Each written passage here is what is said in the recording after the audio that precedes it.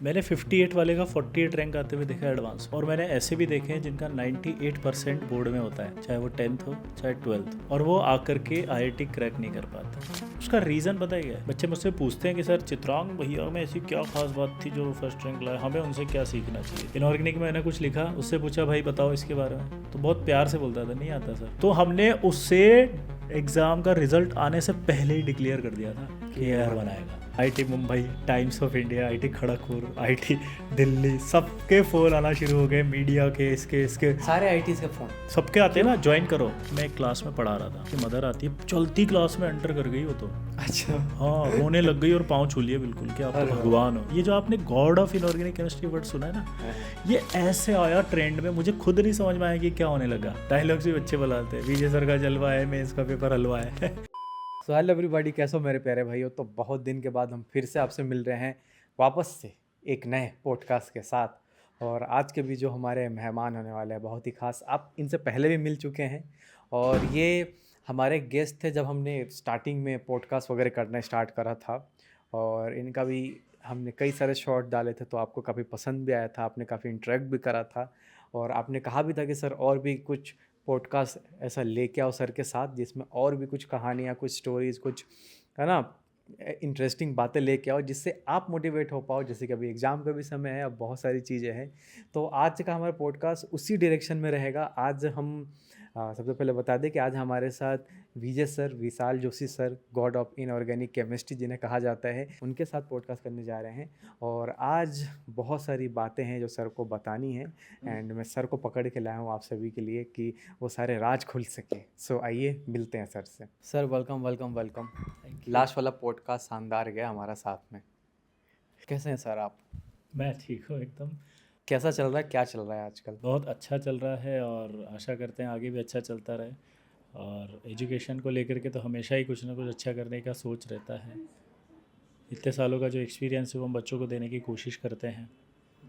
बस थोड़ा सा ये लगता है कि आज की जनरेशन को हम ये कहना चाहते हैं कि एफ़र्ट्स पर ही बिलीव करें, बिना एफ़र्ट्स के कभी भी कोई चीज़ लाने की कोशिश ना करें, क्योंकि हार्डवर्क का कोई सब्स्टिट्यूट नहीं है। अभी सर कितने साल हो गए आपको पढ़ाते हुए? 24 साल। 24 साल हो गए, मतलब कि जो आपके स्टूडेंट्स हैं वो जितने साल आपका एक्सपीरियंस उतने एज भी नहीं होगे जो अभी हाँ। पढ़ रहे होंगे। तो इतने साल के पढ़ाई के एक्सपीरियंस में सर आप मतलब कि कैसे कैसे स्टूडेंट्स आपने देखे हैं, मतलब कि क्या लगता है आपको कि ऐसे भी स्टूडेंट्स आपने देखे हैं जो एकदम जीरो से बहुत बहुत अच्छा करा हो या? बहुत सारे देखे हैं इस जर्नी के अंदर। अगर मैं आपसे बात करूं तो मैंने एक भी कैटेगरी ऐसी नहीं होगी जो नहीं देखी हो। हाँ वही, मतलब 24 साल में तो इंसान हाँ। हर तरह के बच्चों को देख लिया होता है। और कई भी जो बच्चे ये बोलते हैं कि सर हमसे नहीं हो रहा है या हमसे नहीं हो पा रहा है, मैं उन सब बच्चों को एक ही बात बोलता हूँ कि यार देखो, हार्डवर्क है ना, वो सब कुछ करवा देता। अगर मैं बात करूँ तो सबसे इम्पॉर्टेंट चीज़ एक ये है कि हार्डवर्क का कोई सब्स्टिट्यूट नहीं है। और पढ़ाई के लिए तो मैं कहता हूँ भगवान ने भी एक ऐसा सिस्टम बनाया है जिसमें कि सिर्फ हार्डवर्क करके ही आप उस चीज़ को पा सकते हो जो आपको चाहिए। मैं एक बहुत छोटा सा एग्जांपल देता हूँ। एक लड़का मेरे पास आया डाउट पूछने। वो डाउट पूछ रहा था, मैंने उसे डाउट बताया। डाउट पूछते समय उसने जो डाउट पूछा, तो वो एक होता है ना कि ये उस डाउट के एक्चुअल रीज़न तक पहुंचने की कोशिश कर रहा है। देखिए, डाउट के मैं आपको तरीके बताता हूँ। एक होता है बच्चा आके पूछता है सर क्लास में जो समझ में नहीं आया दोबारा बता दो। हाँ हाँ एक बार कहता है कि ये समझा दो। हाँ। एक बार कहता है कि सर ये एक बार और एक्सप्लेन कर दो, ठीक है। लेकिन जो एक्चुअल डाउट होता है ना, वो जो डाउट जिसे हम डाउट कहते हैं, वो होता है जब आपको कोई समझाई गई हो और वो आपको वो समझ में आई हो, और उसके बाद उस चीज़ को आप किसी ऐसी चीज़ से कनेक्ट कर रहे हो जो आपने पहले से और भी पढ़ी हुई है, और उन दोनों का कनेक्शन आपको नहीं बैठ रहा हो, दैट इज़ कॉल्ड डाउट। क्योंकि वो दोनों चीज़ें कनेक्ट होनी चाहिए। एक यूनिवर्स है ना, पूरा कनेक्टेड है वो हर चीज़ में। तो जब उस बच्चे ने वो डाउट पूछा तो मुझे लगा कि यार ये उस लेवल तक गया है। तो मैंने उससे पूछा कि यार तुम्हारी परसेंटेज क्या थी बोर्ड में। बोला 58%। 58%? हाँ। अच्छा। मैंने कहा 58%? बोला हाँ सर। तो मैंने उस बच्चे को बोला, मैंने कहा यार देखो, अगर तुम इसी लेवल से पढ़े तो तुम्हारी जो है वो टॉप 100 में आराम से आ जाएगी। टॉप 100 के आईआईटी में? आईआईटी जेई एडवांस की रैंक। अच्छा। तो मुझे ऐसे देखने लगा वो। मैंने कहा हाँ आएगी यार। बोला सर 58 है सर, कैसे आएगी। अच्छा। आएगी, क्यों नहीं आएगी। हाँ। तो उसको जब मैंने ऐसे मोटिवेट किया तो उसने कहा कि सर मतलब आप पहले इंसान हो जो ऐसा बोल रहे हो, अदरवाइज तो 58 में कभी ऐसा होता नहीं तो है। क्या दिखा आपको उसमें? वो डाउट कनेक्ट किया। अच्छा। तो मेरा एक मानना होता है ना कि बच्चा कभी एवरेज नहीं होता, उसकी पढ़ाई एवरेज होती है। अब चूंकि उसने कनेक्ट किया तो उसको ये एहसास दिलाना बहुत ज़रूरी था मुझे कि यार तू कर सकता है। और जब उसकी रैंक आई तो आप बिलीव करोगे कौन सी रैंक थी? कौन सी? 48। महालक्ष्मी एनक्लेव है, अगर आपने 12 रोड पे देखा हो तो वहाँ वो रहता था। स्कूटी से सुबह 6 बजे निकल के आता था, एक भी क्लास मिस नहीं करी, चाहे सुबह सर्दी हो, चाहे गर्मी हो, चाहे बारिश हो। That is the level of dedication. मैंने 58 वाले का 48 रैंक आते हुए देखा एडवांस में, और मैंने ऐसे भी देखे हैं जिनका 98% बोर्ड में होता है, चाहे वो 10th हो चाहे 12th हो, और वो आकर के आईआईटी क्रैक नहीं कर पाता। उसका रीज़न पता ही है कि अगर आपके 10th में अच्छे परसेंटेज नहीं है और आपको ऐसा लगता है कि मेरे 10th में अच्छे परसेंटेज नहीं है इसलिए मैं कुछ नहीं कर सकता, ये गलत है। सबसे पहला जो मेरा विचारधारा है, अगर वो बच्चों को समझ में आ जाए कि आप खराब नहीं हो, आप कमज़ोर नहीं हो, आपके 10th में इसलिए कम आए क्योंकि 10th में आपने पढ़ाई कम की थी, आपकी पढ़ाई कमज़ोर थी, और 11th-12th में आप वापस अच्छा कर सकते हो अगर आपकी पढ़ाई अच्छी हो जाए।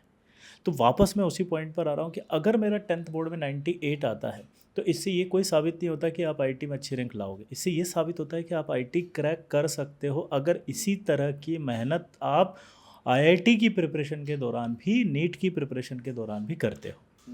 तो बात फिर से वही कहना चाह रहा हूँ कि जो बच्चा 10th में है और आज ये सोच रहा है कि मैं आईआईटी की तैयारी करूँ या नहीं करूँ, नीट की तैयारी करूँ नहीं करूँ, जैसा आपने कहा कि मैं तो सोच रहा था कॉमर्स ले लूँ, तो मैं उन सब बच्चों को ये समझाना चाह रहा हूँ कि अगर आपको ये लगता है कि आपकी परसेंट 10th में कम है, आपको मैथ्स कम समझ में आती थी, आपको बायो कम समझ में आती थी और इस वजह से नहीं ले रहे हो, तो ये गलत है।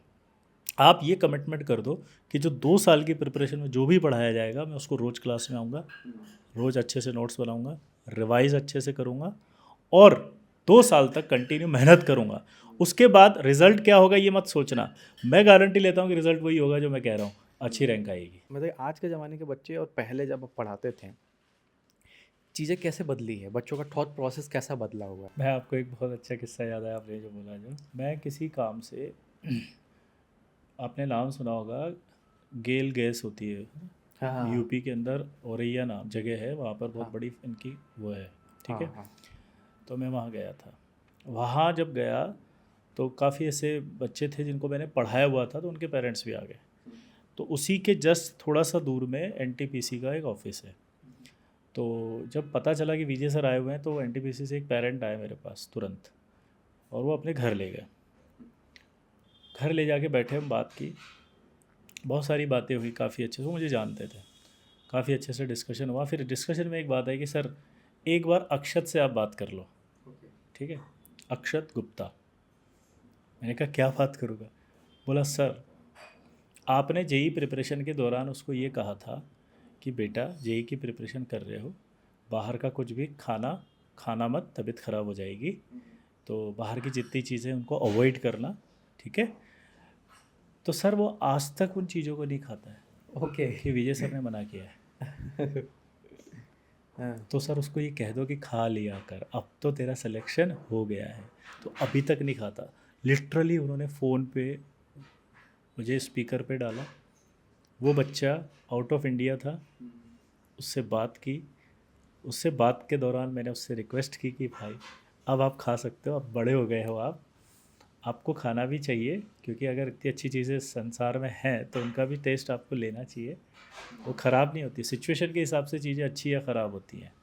तो उस समय एग्ज़ाम था, एग्ज़ाम की प्रिपरेशन थी, तो बाहर का फास्ट फूड खाना आपके लिए सेहत ख़राब कर सकता था, ठीक है। अब इस बच्चे की कहानी क्या होती है वो मैं आपको बताता हूँ। कहानी ये होती है कि हम जब भी टेस्ट आता है तो कई बार हम लोग टेस्ट के रैंक्स देखते हैं, एनालिसिस करते हैं। तो कई बार ऐसा होता है कि सरस्वती विराजमान होती है, ऊपर वाला दिमाग के अंदर कुछ कहता है। तो जब इसके नंबर देखे तो इसको ऐसे ही खड़ा किया क्लास में पढ़ाते पढ़ाते। कई बार होता है ना, एक इंट्यूशन से आते हैं, ऐसे पढ़ा रहा था, मैंने पूछा तुम बताओ, तो उसने आंसर बता दिया। अब मैंने आपसे कहा ना, फिर से उसने जब आंसर बताया तो मुझे इसका सटीक आंसर लगा, एकदम डॉट, ओके मतलब वो चला गया उस कोर तक वापस आंसर के। ओके और कोई बहुत इंटेलिजेंट बच्चा नहीं था, उस बैच के इंटेलिजेंट बच्चे कुछ और थे, ठीक है, कोर तक चला गया। मैंने पूरी क्लास के अंदर ओपनली बोला कि इस लड़के की अगले टेस्ट में आने वाले, टॉपर था उसको भी खड़ा किया कि इसकी शक्ल देख लो, आने वाले 1 से 2 टेस्ट में ही तुम्हें पीछे कर देगा। ओहो। Open challenge. वो मेरे को टॉपर देख के हंसने लग गया। मैंने कहा मैंने पकड़ा यार, कोर तक पहुंच गया वो, इसका मतलब बहुत हार्डवर्क कर रहा है और हार्डवर्क तो पे करेगा। आने वाले 1-2 टेस्ट में उसकी रैंक फर्स्ट आ गई और मैंने उसको बोल दिया कि देखा फर्स्ट आ गई ना, अब इसका मतलब ये नहीं कि हर बार फर्स्ट आएगी, हर बार फर्स्ट आएगी कोई ज़रूरी नहीं है, लेकिन ये मैं तेरे को लिख के दे रहा हूँ कि टॉप 50 में आ जाएगा। तो उस लड़के की 40 रैंक आई थी और वो इतना इम्पैक्ट उसके दिल में कर गया, इतना इम्पैक्ट कर गया कि वो जो मैंने बात बोली थी उससे कि तू फास्ट फूड मत खाना, जेई की प्रिपरेशन के दौरान वो आज तक नहीं खा रहा था।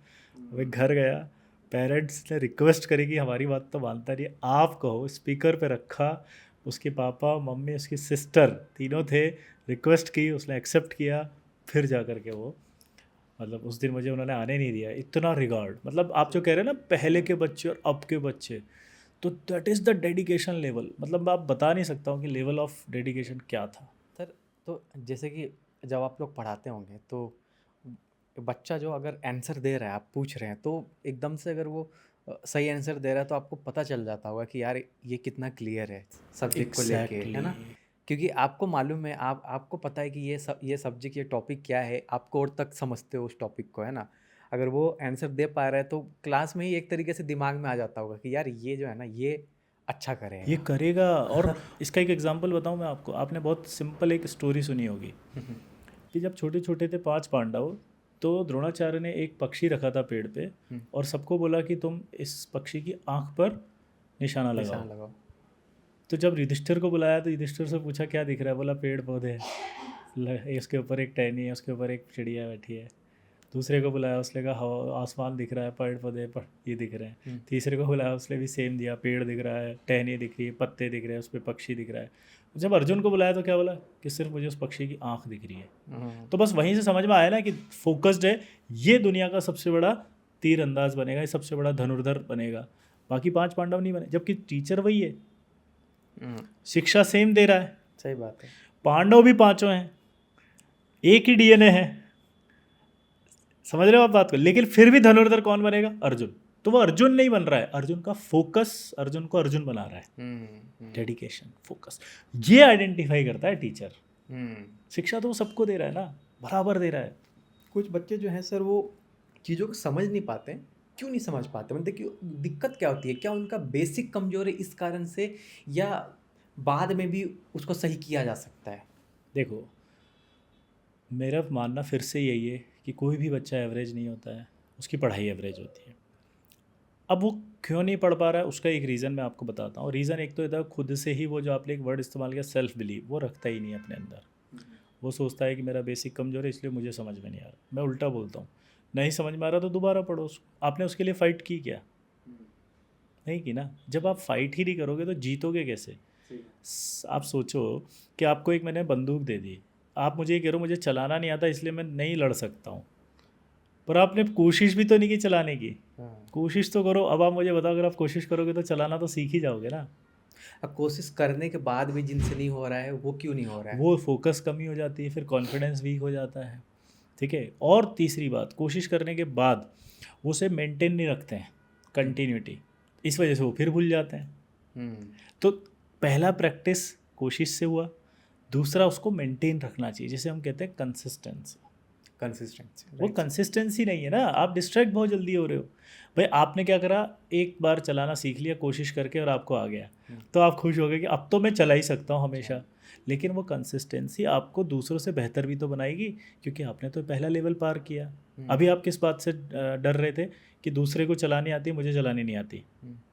अब आपको चलानी आती है तो आप कॉन्फिडेंट हो गए कि मुझे चलानी आती है, लेकिन आप ये भूल गए कि दूसरा प्रैक्टिस कर रहा है, तो वो इतनी ज़्यादा प्रैक्टिस कर रहा है कि वो बहुत तेज़ चला देगा। तो कंपटीशन यही तो होता है। तो कंसिस्टेंसी को मिस कर जाते हैं, फोकस को मिस कर जाते हैं। सही बात है, कंसिस्टेंसी बहुत ज़रूरी है लगातार हर फील्ड में है। एजुकेशन में तो खैर है ही सही, जाहिर सी बात है, रहना पड़ेगा, रोज़ डेडिकेटेड रह के पढ़ना पड़ेगा। Right sir. तो कंसिस्टेंसी का मैं एक एग्जांपल याद आया मुझे, AIR 1। हाँ। अब आप सोचो, एक बच्चा है, बच्चे मुझसे पूछते हैं कि सर चित्रांग भैया में ऐसी क्या खास बात थी जो फर्स्ट रैंक लाए, हमें उनसे क्या सीखना चाहिए। तो मैं कंसिस्टेंसी वाला एग्जांपल दे रहा हूँ। हम्म, वो लड़का आया, वो पढ़ा, हम्म, अब AIR 1 है वो, लेकिन आपने तो AIR 1 उसको तब देखा जब रिजल्ट आया, हमने तो उसे पढ़ाया। हम्म, इनऑर्गेनिक में मैंने कुछ लिखा, उससे पूछा भाई बताओ इसके बारे में, तो बहुत प्यार से बोलता था नहीं आता सर। हम्म, ठीक है, पढ़ाया, पढ़ाने के बाद उसने याद किया, अगली क्लास में फिर पूछा हाँ बताओ भाई, बता दिया।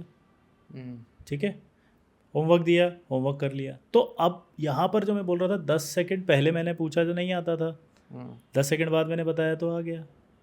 हम्म, अब 10 सेकंड बाद तो आ गया, तो वो अगर ये कॉन्फिडेंस रख लेगी अब तो मुझे आ गया, क्या ज़रूरत है पढ़ने की। हम्म, लेकिन जब मैंने उसे 10 दिन बाद पूछा तब भी उसे आता था, क्योंकि वो रिवाइज कर रहा था, हम्म, है ना, कंसिस्टेंसी रही। इसी वजह से उसकी हमेशा टेस्ट में फर्स्ट आती थी।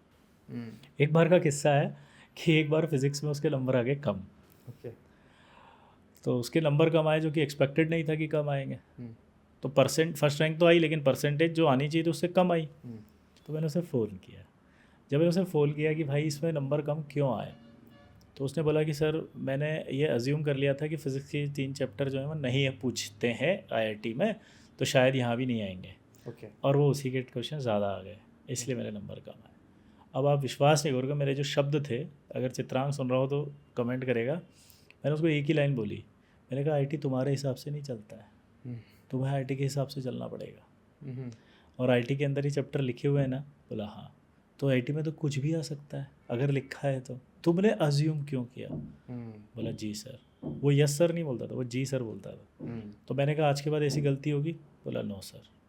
मैंने कहा अब तुम किसके हिसाब से चलोगे, बोला JEE के हिसाब से। तो हमने उससे एग्ज़ाम का रिज़ल्ट आने से पहले ही डिक्लेयर कर दिया था कि कि AIR AIR 1 बनाएगा। और NDTV की साइट पे आप जाके देखो, मेरा फ़ोटो पड़ा हुआ है उसके साथ, हाँ, उसके नीचे आर्टिकल लिखा हुआ है कि कोई कैसे ऐसे प्रिडिक्ट कर सकता है कि AIR 1 आएगा बिना रिजल्ट के। फिर रिजल्ट तो आया ही नहीं, JEE का एडवांस का रिजल्ट है, बहुत बड़ी बात होती है, हम्म, बट हमने पहले से ही प्रिडिक्ट कर रखा था। हम्म, और मज़ेदार बात है, रिजल्ट आएगा संडे सुबह 9 बजे, और हम शनिवार को ही पहुंच गए थे ताज में। हाँ, हाँ, रामबाग था, वहाँ पे हम बैठे हुए हैं और प्रेस कॉन्फ्रेंस है सुबह 9 बजे की। प्रेस वाले आके सबसे पहला क्वेश्चन पूछ रहे हैं कि आपको कैसे पता है कि आपकी फर्स्ट आएगी, अभी तो 9 बजे रिजल्ट आएगा। हाँ, तो बच्चे का परफॉर्मेंस ऐसा है कि परफॉर्मेंस था। और हाँ, अभी बच्चे की बात यहाँ ख़त्म नहीं हुई है, आप बिलीव करोगे, हम जब गए जयपुर तो पेरेंट भी साथ थे, ठीक है, हम भी साथ थे, हम्म, रात का समय था, जब सब लोग सोने जा रहे थे, तब उस बच्चे ने जो बात की ना, वही बातें आज हमें मतलब इतना यंग बना के रखती हैं, इतना एनर्जेटिक, इतना मोटिवेट करने के लिए कि यार हम बच्चों के लिए कुछ ना कुछ करें। हम्म, वो बात क्या थी कि उसने पापा मम्मी से कहा कि पापा मम्मी सुबह हम ब्रेकफास्ट जो है सर लोगों के साथ करेंगे, हम्म, आप लोग प्लीज़ मत आइएगा, हम्म, क्योंकि जिस समय मेरी रैंक डिक्लेयर होगी हम्म, वो पल मैं अपने टीचर्स के साथ मनाना चाहता हूँ। हम्म, ब्रेकफास्ट हॉल है, सुबह के 9 बजे हैं, मैं और वो ऐसे साथ में बैठे हैं, ठीक है, बाकी सब ऐसे यहाँ मेरे पास है। मैं एक फोक में पाइनएप्पल का कट लेता हूँ और ऐसे फोक यहाँ तक लाता हूँ, और ऐसे उसका मोबाइल पड़ा होता है, हम्म, उसमें खट से मैसेज आता है, congratulation you have got first rank in IIT advance 2014। हम्म, वो बोलता है सर फर्स्ट आ गई, मैं ऐसे करता हूँ फोक हम्म, और उसको खिलाता हूँ। मेरा एक फ़ोटो है ऐसा, आप देखेंगे गूगल पे मिल जाएगा। हम्म, फिर जलेबी होती है, मैंने कहा नहीं यार ये तो खट्टा होता है, मैंने कहा खुशी होती है तो मुँह मीठा करते हैं। फिर मैंने उसमें से जलेबी का पीस लिया, उसको खिलाया, फर्स्ट रैंक। उसके 15 से 20 मिनट बाद उसके पेरेंट्स आए, आंखों में आंसू थे, पर वो पल जो था उसने वो पल हमें दे दिया हम्म, जो सेलिब्रेट करने का था। उसके बाद से वो ब्रेकफास्ट कर ही नहीं पाया। IIT Mumbai, times of India, IIT Kharagpur, IIT Delhi, सबके फ़ोन आना शुरू हो गए, मीडिया के, इसके सारे आईटीज का फोन सबके आते हैं ना, ज्वाइन करो, अच्छा कि हमारे पास आओ। हमें ज्वाइन करो, सिर्फ यही फर्स्ट क्वेश्चन थे, कॉन्ग्रेचुलेशंस, और आप कहते हैं ज्वाइन करो हमें। अच्छा आईटीज वाले वर्ल्ड फोन टीज के करते हैं। डायरेक्टर के फ़ोन थे कि ज्वाइन करो हमें। वो सर मतलब कि ऐसे मैंने कई बार ऐसे देखे हैं कि जो बच्चे आईआईटीज़ में जाते हैं, एक मेहनत कर लिया, आईआईटीज़ पहुंच गए, फिर उसके बाद सुनने को आता है कि उनका यूएस में पैकेज लग गया, कनाडा में, इधर उधर, मतलब कि आखिर में वो क्यों इंडिया छोड़ के बाहर जा रहे हैं। आपके ऐसे स्टूडेंट हैं मतलब कि क्या बताते हैं, क्यों बाहर क्यों जाना है, यहाँ भी तो कर सकते हैं अपन? बिल्कुल जो जितने भी बच्चों से मेरी बात हुई और वो बाहर जो जाते हैं, एक्चुअली होता क्या है कि टैलेंट जो है ना, उस टैलेंट का जो सही प्लेस होता है बच्चा वहाँ जाता है। अब जैसे आईआईटीज़ है, अब आईआईटीज़ की बात अगर अपन करें तो क्या होता है, आईआईटीज़ आज इस लेवल पर है कि वर्ल्ड की बेस्ट टेक्नोलॉजीज़ अगर बात की जाए, वर्ल्ड का बेस्ट अगर आप इनोवेशन देख सकते हो, तो आज की तारीख में आईटी कंप्यूटर साइंस के अंदर होता है। और कहीं ना कहीं यूएसए है, वो आज की तारीख में लीड कर रहा है टेक्नोलॉजी को, तो उसको ऐसी लोग चाहिए जो इस उसके लेवल पे काम करने वाले हों। तो क्या होता है कि अब उन बच्चों ने एक्चुअली उस लेवल को अचीव कर लिया है जहाँ उनके थॉट्स, उनके माइंड, उनकी टेक्नोलॉजी को समझने वाली कंपनी भी तो चाहिए। या तो वो खुद की कंपनी बनाए, या फिर वो ऐसी जगह जाएं जहाँ उनके उस नॉलेज या उसकी ज्ञान की सही तरह से जो है वो समीक्षा हो सके, सही तरह से लोग उसे समझ सके, तो वो एक्चुअली वही हैं। तो रीज़न क्या होता है कि जब इतना पढ़ लेता है बच्चा, तो उसको समझ में आता है कि भाई उसके लिए बेस्ट प्लेस वही है, क्योंकि अब जो उसका ज्ञान है अदरवाइज़ व्यर्थ हो जाएगा। तो इसीलिए आपने नोटिस किया होगा जो आईटीएंस होते हैं वो दो ही जगह मिलेंगे, या तो वो एक बहुत बड़ी कंपनी के अंदर होंगे लाइक माइक्रोसॉफ्ट, गूगल, एप्पल, ठीक है, या फिर वो खुद का स्टार्टअप कर रहे होंगे। आपके पढ़ाए हुए जो अच्छे बच्चे हैं, जिन्होंने मान लो आज से 10 साल पहले जिन्होंने अच्छा करा, अंडर 100 लेके आए, वो आज क्या कर रहे हैं? देखिए कई सारे तो ऐसे जो स्टार्टअप कर रहे हैं और बहुत अच्छा स्टार्टअप कर रहे हैं, ठीक है। लाइक मतलब ऐसे ऐसे स्टार्टअप्स हैं जो 350 करोड़ भी कमा चुके हैं अब तक, है ना। 350 से 400 करोड़ हैं। अभी मैं आईटी रुड़की में गया था, तो वहाँ मुझे मेरा ही स्टूडेंट मिला एक, बोला सर मैं स्टार्टअप कर रहा हूँ, आप इसे पढ़ाऊँ और मेरी कंपनी को ये ऐसे ऐसे बहुत सारी चीज़ें उसने किस मुझे चीज़ में बताई। स्टार्टअप है? एग्जैक्टली मुझे भी ध्यान नहीं रहा, क्योंकि काफ़ी बड़ा स्टार्टअप है उसका, आई अच्छा। थिंक एनर्जी से रिलेटेड कुछ एक बड़ा स्टार्टअप कर रहा था, हम्म। और उसको भी एज ए चीफ गेस्ट ही बुलाया था आईटी रुड़की में। स्टूडेंट को भी। तो सही वही है। उसने मेरे पाँव छुए, बोला था आपसे पढ़ाओ सर। ओह। वो मेरे फ़ोटो ले रहा था, मतलब एक ऐसा वो सेलिब्रिटी था पर उसके लिए मैं सेलिब्रिटी था। हाँ हाँ हाँ। तो ऐसे काफ़ी सारे इंसिडेंट भी हो जाते हैं। प्लस दूसरी जो बच्चे हैं वो आज कहीं ना कहीं बेस्ट पोस्ट पे हैं, लाइक किसी का 4.5 करोड़ पैकेज है, किसी का 5 करोड़ है, कोई आज बिल गेट्स के साथ काम कर रहा है रिसर्च में, जैसे सूरज। अब मैं अभी सूरज की बात करूं, राइट नाउ सूरज जो है उसकी 24th ईयर थी और वो बिल गेट्स के साथ रिसर्च पे काम कर रहा है। मैं पीएचडी किया हुआ है वो बर्कली, उससे सॉरी जापान की किसी यूनिवर्सिटी से किया था, बहुत अच्छी यूनिवर्सिटी है। तो वो जब बात हुई तो मैंने पूछा कि तुम करते क्या हो बिल गेट्स के साथ बैठ के, तो बोला सर रिसर्च करते। मैंने कहा रिसर्च में क्या करते हो ऐसा जो पैसे दे रहे थे? बोला सर कि हम जो सैटेलाइट्स होते हैं ना, उन सैटेलाइट्स के ऊपर जो टाइम ड्यूरेशन होता है उस पर काम करता है। ठीक है, अब एग्जैक्टली तो मैं ज़्यादा पूछा नहीं उससे, लेकिन मैंने उससे पूछा कि आखिर यही करता रहेगा कभी या कुछ और भी सोचा है? तो उसने जब जवाब दिया सुनिए, उसने कहा सर मैं एक स्टार्टअप भी कर रहा हूँ। मैंने कहा दोनों कर लेता है?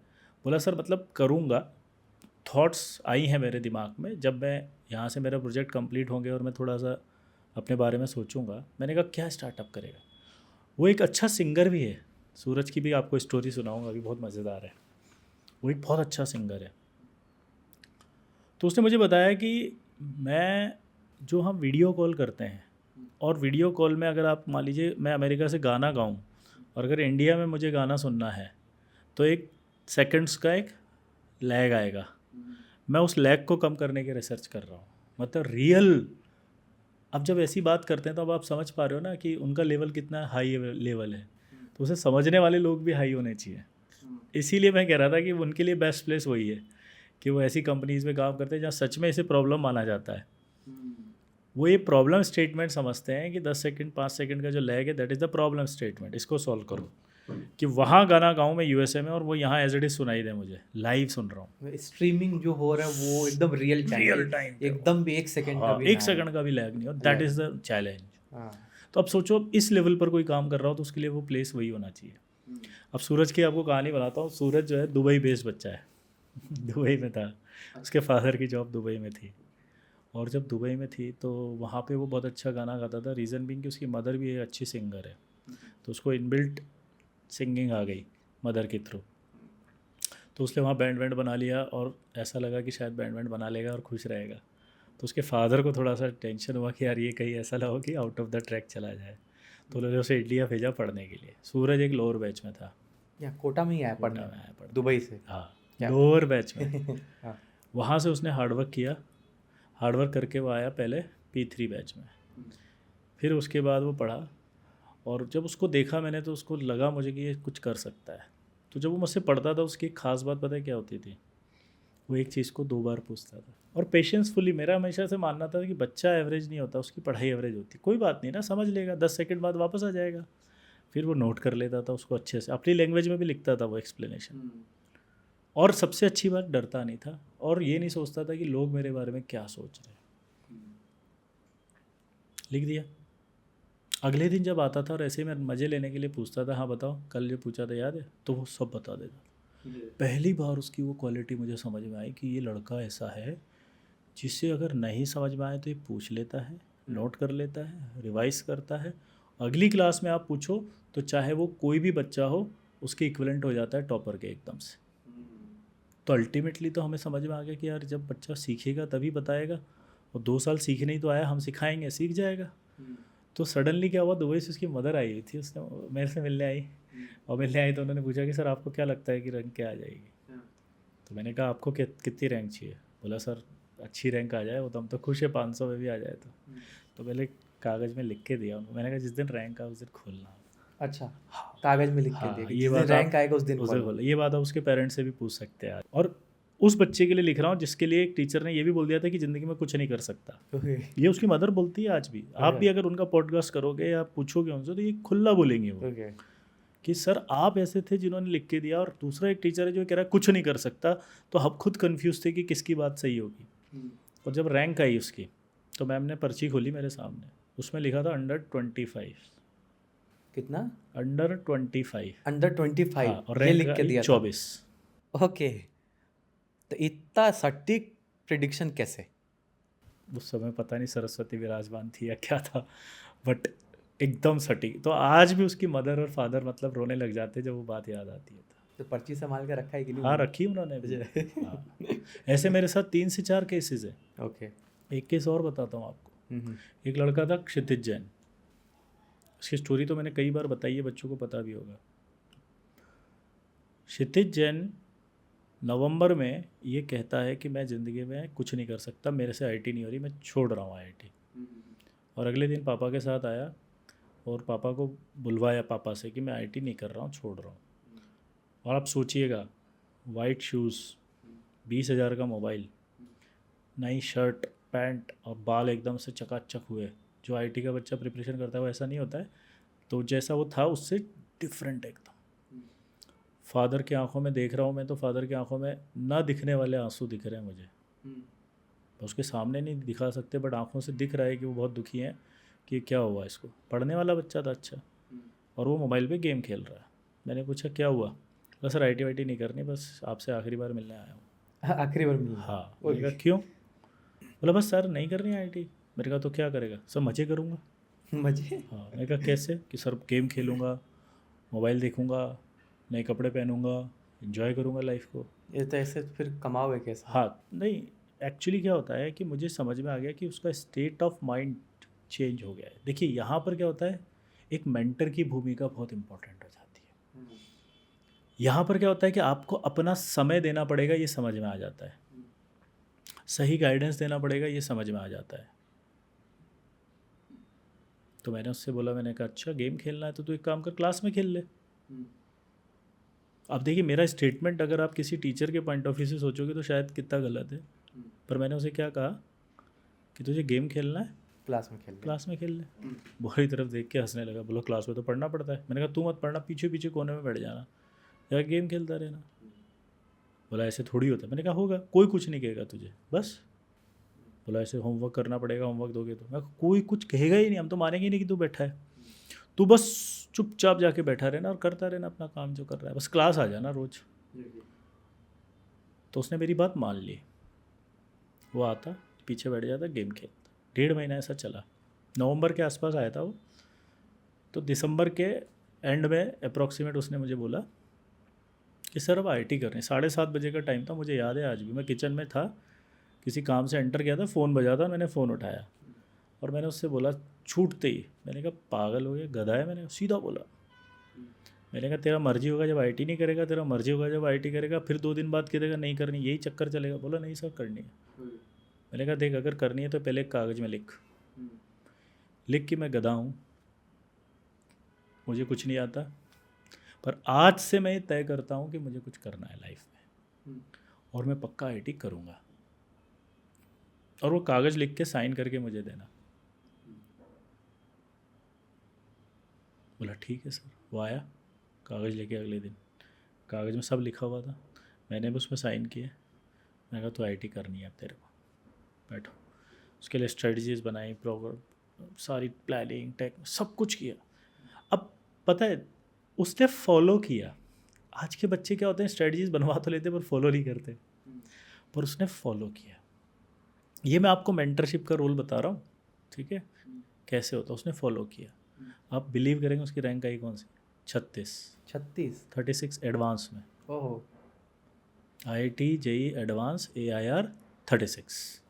तो ये 2 महीना में कैसे कमाल हो गया? नहीं 2 नहीं, मई में होता है ना एग्ज़ाम तो। हाँ, हाँ, पहले हाँ। नहीं होता था हाँ, मेंस। अच्छा हाँ, पहले नहीं होता पहले था। ये मेंस राइट, वगैरह नहीं होता था, कुछ नहीं होता था, सिंपल अप्रैल में हाँ। और फिर डायरेक्ट एडवांस मई में। राइट। और वो लेके गया। हम्म,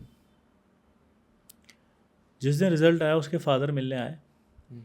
बहुत उन्होंने जो है वो तारीफ़ की, थैंक यू सब बोल के चले गए। उसका कॉलेज जब हुआ, कॉलेज में चला गया बच्चा।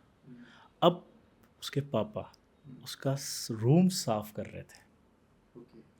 रूम साफ़ करते समय उसकी किताब के अंदर वो लेटर मिला। वो मेरे पास लेटर लेके आया, आँखों में आंसू थे, और वो लेटर दिखाया कि सर मुझे ये लेटर मिला, मुझे नहीं पता था कि ये लेटर है। क्या था लेटर में? वही जो मैंने लिखवाया था ना उससे कि तुम हाँ, गधे हो, अच्छा वो, हाँ। तुम्हें कुछ नहीं आता, आज के बाद आईटी करोगे, और सर आपका साइन है उसमें। आपने लिखा था कि तुम अगर ऐसा करोगे तो एक दिन आईटी में अच्छी रैंक पाओगे, और साइन बाय विजय सर। सर आपने मेरे बच्चे की ज़िंदगी बदल दी सर। मैं एक एग्जांपल आपको देता हूँ, एक और याद आया मुझे अभी, सुनील कुमार, ड्रॉपर था वो लड़का क्लास में मैंने पढ़ाया उसको, ठीक है। क्लास में जब पढ़ाया तो एक दिन पढ़ा के ये जैसे 2-4 कहानियाँ आपको सुनाई, ऐसे उसको बैच में भी सुनाई थी कि यार देखो अगर तुम फॉलो करोगे तो ऐसा होगा कि मैं प्रिडिक्ट कर सकता हूँ रैंक आपकी। तो वो बाहर आया, मार्च का टाइम था ये, बाहर आके सड़क पे मैं गाड़ी पे जा रहा हूँ, मुझे रोकता है वो, सर 1 मिनट। क्या हुआ? आपको क्या लगता है कि मेरी क्या रैंक आएगी जब आप इतना प्रिडिक्ट करते हो, तो बताओ। हाँ डायरेक्ट क्वेश्चन था उसका। मैंने कहा जिस तरह से तो अभी पढ़ रहा है उस तरह से मुझे लग रहा है 150-200 ला सकता है, लेकिन मार्च से लेके अगर मई तक एग्ज़ाम होगा, अगर तो मेहनत करे, जो तेरे अंदर पोटेंशियल है, तो टॉप 100 भी ले आएगा। बोला रुको, क्या हुआ? कीपैड वाला फ़ोन था उसके पास, उसने निकाला, बोला अब दोबारा बोलो। मैंने कहा क्या लिखेगा? बोला हाँ। मैंने कहा लिख कि आज दिनांक इतनी तारीख विजय सर ने बोला है कि मेरी 150 से 200 आएगी, अगर मैं 2 महीने पढ़ लिया तो मेरी टॉप 100 आ सकती है, साइंड बाय विजय सर। लिख दे, टाइम भी डाल दे, सड़क पे ले, ये भी लिख ले। और मैंने कहा जिस दिन आएगी उस दिन बात करना, जा, पर जो पोटेंशियल उसे ईमानदारी से करेगा तू, अब नालायकी नहीं करेगा। बोला आपको क्या लगता है नालायकी करता हूँ? मैंने कहा तेरे अंदर क्या है कि IQ लेवल तो बहुत अच्छा है, लेकिन तो कंसिस्टेंसी नहीं रखता और रेगुलरिटी नहीं रखता है। बोला आपको कैसे पता? मैंने कहा तू घर पे पढ़ता ही नहीं ढंग से। बोला आपको कैसे लगता है? मैंने कहा दिखता है ना, वो क्लास में दिखता है, दिख जाता है मुझे। बोला आपको सच में सच दिख जाता? मैंने कहा हाँ प्रॉमिस सर, अब मैं करूँ। उस लड़के का ड्रॉपर होकर के 61 रैंक आया। ड्रॉपर्स में बहुत ज़्यादा कभी ये आती होता नहीं कि है। हाँ कि रैंक लाने में और वो विश्वास भी नहीं कर रहा था, क्योंकि एक ट्रेंड सेट होता है कि ड्रॉपर कभी 100 में नहीं आता। वो 61 ले आया। मैं आपको उसकी चैटिंग पढ़ाऊँ तो आज भी वो लिखा हुआ है कि that day was my changing day, ठीक है। ऐसी बहुत सारी स्टोरीज है, मतलब अगर मैं सुनाना चाहूँगा तो अभी एक और याद आई, आकाश त्रेहान, फिरोज़पुर का एक लड़का था मेरे पास, वो आया। उसकी मदर किसी कोचिंग में पढ़ाती थी फिरोज़पुर में खुद। तो उस कोचिंग में ये कहा गया कि भाई आपका बच्चा आईटी की तैयारी करे तो यहीं कराओ। भाई टीचर जो पढ़ा रहा है अगर वही अपने बच्चे को बाहर भेजेगा तो क्या मैसेज जाएगा? ट्रस्ट नहीं रहेगा फिर। हाँ, तो लेकिन उन्होंने कहा कि नहीं मैं उसको वहीं भेजूँगी, कोटा। हाँ। तो वो आई, बैठी, बात की। उन्होंने मुझसे पहला क्वेश्चन पूछा कि सर आपको क्या लगता है कि मेरा बच्चा क्या रैंक ला सकता है? मैंने कहा मैडम 2 महीने बाद बताऊँगा। वो गई, वापस आई। 2 महीने तक मैं उसे पढ़ा चुका था। मुझे समझ में आ गया कि ये लड़का क्या कर सकता है। तो मैंने उनको बोला कि आपको क्या रैंक चाहिए। बोला सर हमारे फिरोज़पुर में आज तक कोई रैंक ही नहीं आई, 500 में भी आ जाए तो मेरे लिए तो बहुत बड़ी बात है। मैंने कहा अगर अंडर 25 आ गया तो। बोला ऐसे थोड़ी होता है। मैंने कहा वो आएगा दिख रहा है मुझे। बोला नहीं आएगा। मैंने कहा लाओ कागज़ में, उनको भी लिख दिया मैंने अंडर 25 लिख के दे दिया। रैंक आई उसकी 24। ये अगले साल की बात बता रहा हूँ मैं। हाँ 24। अब सोचिए, अब मैं एक क्लास में पढ़ा रहा था, मैं उस क्लास में पढ़ा रहा हूँ, उसकी मदर आती है, चलती क्लास में एंटर कर गई वो तो। अच्छा। हाँ रोने लग गई और पाँव छू लिए बिल्कुल कि आप तो अरे बाप भगवान हो। ये जो आपने God of inorganic chemistry word सुना है ना, हाँ हाँ ये ऐसे आया ट्रेंड में, मुझे खुद नहीं समझ में आया कि क्या होने लगा। हाँ, आप समझ जैसे वो किसी को, प्रिडिक्शन जो था हाँ वो वो एकदम ऐसे सटीक, एकदम जैसे कहते हैं ना भगवान की तरह होने लग गए। किसी पे जैसे हाथ रख दिया, किसी को बोल दिया, तो वो कब डेवलप हो गया मुझे खुद नहीं हो समझ में सकता है आया। कि वो इतने साल तक बच्चों को पढ़ाते, वो एक सेंस आ गया कि यार ये जो सेंस है ना आया, ये अच्छा कर सकता है, आ गया ये अच्छा कर सकता है, वो इसका सेंस। इतना आ सकता है। बहुत, वो कहते हैं ना भगवान कुछ दे देता है किसी को ऐसा कुछ, हम्म। तो वो सेंस डेवलप होना शुरू हो गया। और कहते हैं ना भविष्यवाणी भी सही होने लग गई, किसी को जो बोल दिया वो। तो भगवान, आपको पता है कल्चर में ऐसा हो ही जाता है। और मैं भी विश्वास नहीं, मुझे एक्चुअली यकीन भी नहीं हो रहा था कि सही हो रही है। हम्म, मतलब वो दैट टाइम तो ऑरा था ना, वो ऐसा था कि मैं जैसे एक चैप्टर पढ़ा रहा था, मैंने ऐसे पढ़ाते पढ़ाते बोल दिया कि ये आएगा, आ गया। वही सवाल आ रहे हैं। कई बार भगवान ऐसा दे देता है, जो बोलते हैं वही आता है। इवन दो आप बिलीव नहीं करोगे, जेई मेंस में मैंने, एक बच्चों ने रिक्वेस्ट किया एनसीईआरटी सेशन लो, मैंने क्या ऐसे अंडरलाइन कर दिया कि ये लाइंस आएंगी बस। अब सब, मतलब मैंने क्या है एक नई टर्म यूज़ की है। लोग बोलते हैं PYQs, हम बोलते हैं NYQs। PYQs का मतलब होता है प्रीवियस ईयर क्वेश्चन, हम बोलते हैं वो तो आ चुके, तू पढ़ रहा है तो तेरे तो अब आएंगे, तो next year question next year NYQs। नया नया इनोवेशन। हाँ NYQs कराते हैं हम क्लास में। हाँ तो समझ रहे, ये भी बच्चे ही देते हैं, हमें कुछ पता नहीं चलता। मतलब डायलॉग्स भी बच्चे बनाते हैं, विजय सर का जलवा है, मैं इसका पेपर हलवा है। तो बच्चे बना लेते हैं ये सब टर्मिनोलॉजी। तो वो प्रिडिक्शंस ही हम कोशिश करते हैं कि बच्चों तक पहुँचे, बच्चे माने। बट थोड़ा सा मुझे ऐसा फील, वही मैं आपको बता रहा हूँ ना, कि आजकल मल्टीपल सजेशंस में फंस जाते हैं वो लोग। सर, इसके ऊपर जैसे कि आपने भी शायद बच्चों की काउंसलिंग के लिए कुछ आप भी लेके आए हैं, ऑनलाइन कुछ कोर्स वगैरह लेके आए हैं, क्या है सर वो? एक्चुअली ये जो, मेंटरशिप के लिए लेके आए हैं बच्चों की? हाँ जो, क्योंकि जितने भी आपने स्टोरीज बताए इसमें मेंटरशिप का एक अच्छा रोल दिख रहा है मुझे, तो आप क्या लेके वही आए हैं? वही क्या हुआ कि जो आप बोल रहे हैं ना, ये सब क्या होता है कि ये गाइडेंस हम लोग देते हैं जो हमसे पढ़ते हैं, लेकिन बच्चे हमसे बहुत बार रिक्वेस्ट करते हैं कि सर हम नहीं पढ़ रहे हैं, वो क्या करेंगे। उसी के लिए ये हमने एक मेंटरशिप प्रोग्राम लॉन्च किया है। मेंटरशिप। Mentorship program, okay. इस प्रोग्राम का सबसे बड़ा क्या हिस्सा है कि आप सोचिए कि आज की तारीख में बच्चे को ये कॉन्फिडेंस दिलाना कि वो कर सकता है, तो वो कैसे करेगा। उसे लगता है वो नहीं कर सकता, इसलिए वो छोड़ देता है। तो मैं मेंटरशिप को एक शब्दों में डिफाइन करता हूँ हमेशा, कि जैसे अर्जुन थे, अर्जुन को जो तीर चलाना सिखाया था वो द्रोणाचार्य ने सिखाया था। लेकिन जब कुरुक्षेत्र के युद्ध के मैदान के अंदर जब देखा गया तो अर्जुन ने तो हथियार रख दिया, यानी वो चलाया ही नहीं। तो उस समय कृष्ण ने क्या सिखाया उसे, कृष्ण ने सिखाया कि तीर कब चलाना है। तो कृष्ण एक तरह से मेंटर थे, द्रोणाचार्य एक शिक्षक थे। अब बच्चे जो पढ़ रहे हैं अपने जहाँ जहाँ वो पढ़ाई कर रहे हैं, लेकिन उन सबको उन कृष्ण की ज़रूरत है जो ये सिखा सके कि तीर कब चलाना है। That is called mentorship. तो mentorship is entirely different from the coaching. Coaching से मतलब नहीं, कैसे पढ़ना है, कब पढ़ना है, क्या करना है। तो इसके लिए हमने क्या करा, AI का इस्तेमाल किया। एक जो बच्चा होता है, वो बच्चा हमारा जो पोर्टल है vjnucleus.com, उस पर जा कर के उस पर जब देखेगा तो एक फॉर्म भरेगा वो। तो फॉर्म में क्या पूछेगा कि बच्चा कौन सी क्लास में है, कौन से स्टेट का है, उसका इंग्लिश या हिंदी है कि नहीं है, उसका फिज़िक्स में लेवल क्या है, केमिस्ट्री में लेवल क्या है, मैथ्स में लेवल क्या है। तो जब वो उसने भरा, तो भरते ही उसको ऑटोमेटिकली हमारे पास टॉप 7 IITs के 1000 ऑफ IITians हैं, ऑटोमेटिकली उसको एक मेंटर AI उसमें से सेलेक्ट करके देगा, जिसने उसी के लेवल पर IIT की प्रिपरेशन की है।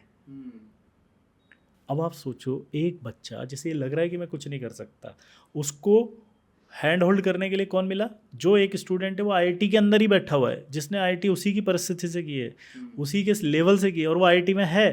तो जब वो उसे गाइड करेगा तो वो कॉन्फिडेंस तो उसके अंदर आएगी ना कि वो भी कर सकता है।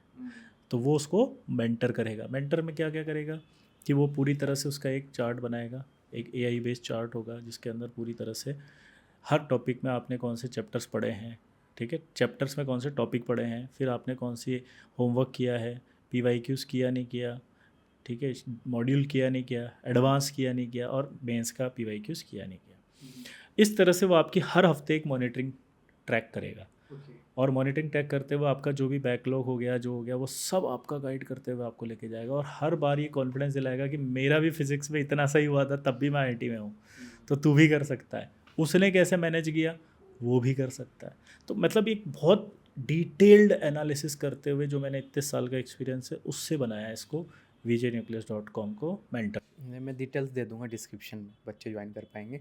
मेरे ऐसे बहुत से स्टूडेंट्स हैं हम्म, जो आज ये कहते हैं कि सर हम JEE एडवांस नहीं कर पाए, लेकिन आज फिर भी हम बहुत सक्सेसफुल हैं। अभी एक स्टोरी थी, मैं आपको बता रहा था कि मैं एयरपोर्ट पे बैठा हुआ था, शायद अयोध्या एयरपोर्ट था। एक बच्चा आया तो मेरे पाँव छू के बोला, सर आपने पहचाना? मैंने कहा यार नहीं।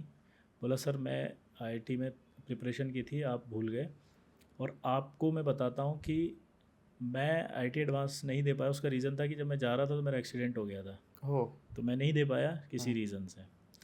तो मुझे उसका बहुत दुख हुआ शुरू में, लेकिन आपकी हर बात मेरे को एक याद थी, और उसमें से एक बात ये थी कि यार एडवांस नहीं हुए तो क्या फ़र्क पड़ता है। तो मैंने सर एक कॉलेज ज्वाइन किया, वहाँ गया, वहाँ जा कर के मेरे को पता लगा दुनिया में तो बहुत सारे ऑप्शंस हैं।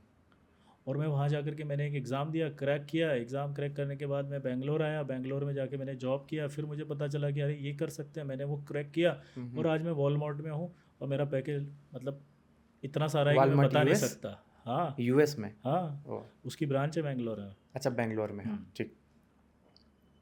और आज इतना पैकेज है कि मैं ओपन नहीं कर सकता, हमारे कॉन्ट्रैक्ट में लिखा है, इसलिए मैं आपको पैकेज नहीं बता रहा हूँ, लेकिन आप समझ जाओगे कितना सारा है। ओ, इतना सारा है कि मैं खर्च नहीं कर सकता। एक और लगता है कि सेशन लाना पड़ेगा आपके साथ पॉडकास्ट का। और आज आपने भी क्रिकेट को छोड़ के पॉडकास्ट ज्वाइन करे हुए हैं, संडे का दिन है तो थैंक्स कि आपने भी टाइम निकाला हमारे इस सेशन के लिए। इससे बच्चों को काफ़ी लर्न करने का मौका मिलेगा। और once again, thank you, sir. Thanks for thank you thanks for joining. And anything for students.